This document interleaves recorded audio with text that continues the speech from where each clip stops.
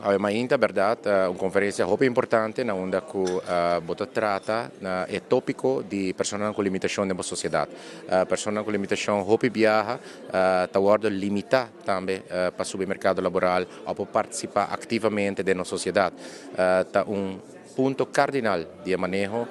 que nós queremos proponer-nos diante, tá por incluir todas as pessoas aqui dentro do setor da sociedade. A ideia de hoje ainda está para intercambiar ideias, para assim chegar de uma plataforma mais grande entre CARICOM e Dutch Caribbean, para assim a plataforma aqui porte voz da região aqui para botar mais informação, para exchange best practices,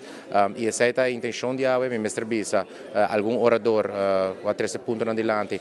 para o respectivo país. Nós estamos tendo conversação também com diferentes representantes de pessoas da região, onde cerca, por exemplo, certo lei agora põe dentro do sistema, onde a pessoa com limitação agora inclui. Todas as best practices estão aqui, nós lo desejamos também para nós ter na Aruba, onde, por exemplo, o qual nós anunciamos também o rato passado, está um trajeto onde nós também fazemos um estudo para material de apoio, por exemplo, para pessoas com limitação, por vir sem enverrichten. Isso aqui naturalmente tem sua consequência financeira, isso aqui tem sua consequência também jurídica, para estar no momento aqui, mas me quero uma lei que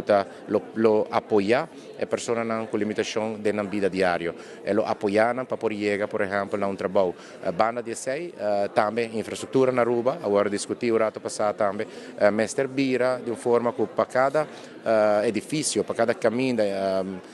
que agora trabalha, tem que nem também que tem uma quantidade de pessoas na sociedade que tem certa limitação e que quer apoiar, onde a vida um pouco mais fácil. No momento que segundo o último estudo na Aruba, nós temos ao redor de 7.000 pessoas com uma ou outra limitação. E essa aqui não está por causa de acidente, essa aqui não está por causa, por exemplo, de nascimento. E nós mesmos por baixar infraestrutura, nós mesmos por criar quadro onde a pessoa pode chegar mais fácil a incorporar na mês da nossa sociedade. De meu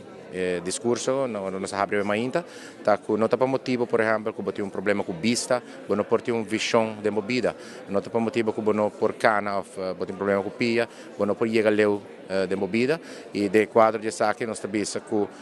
é tipo de iniciativa que está apoiar inteiro feld, todo trabalho voluntário, todo NGOs que está sendo trabalho grande para as pessoas com limitação,